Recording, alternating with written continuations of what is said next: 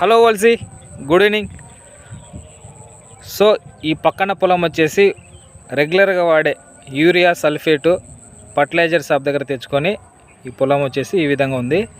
రెగ్యులర్గా వాడే మందులే వాడినారు. ఎటువంటి గ్రోత్ లేదు, పెన్ను సరిగా లేదు, పిలకలు సరిగా కట్టలేదు. రిజల్ట్ అనేది నార్మల్గా ఉంది.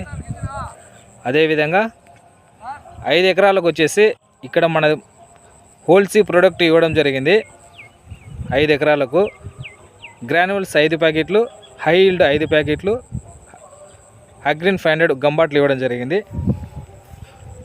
సో రైతు వచ్చేసి అతని మాటలతోనే తెలుసుకుందాం.